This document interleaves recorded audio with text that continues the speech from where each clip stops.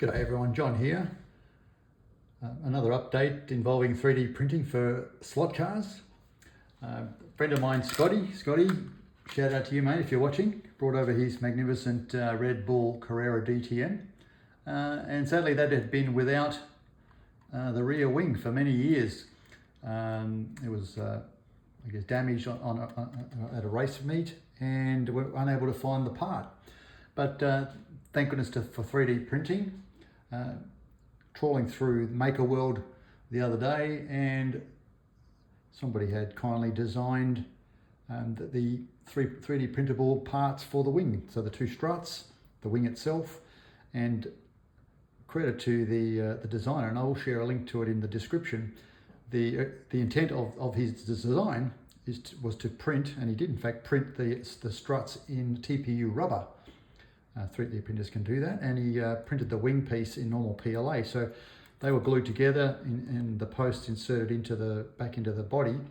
I'll just show you that underneath.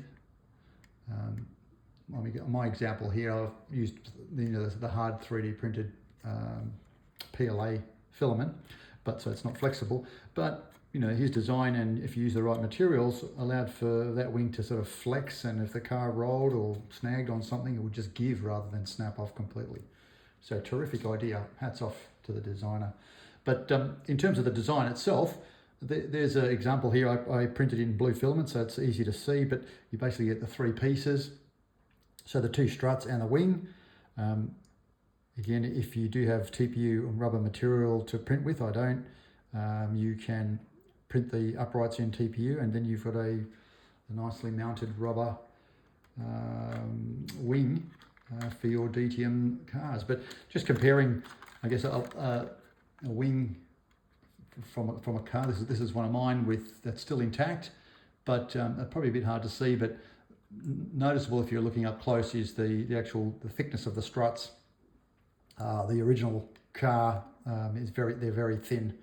And you could easily print these as thin as well, but this model I printed as is because it's designed to print in TPU rubber. But if I reprinted it again and wanted to be closer to the original, I would just reduce the thickness there.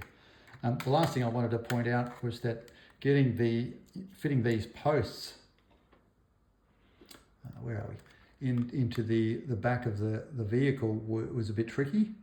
You can see here, from the tip of the post, I did have to trim them shorter, but also when you move from the tip of the post to the base of the strut, the tab actually thickens or widens. So I did have to file that to fit that into the base, into the body of the car.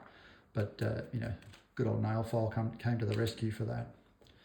But anyway, look out for the link in the description. Thanks for watching. See you in the next one.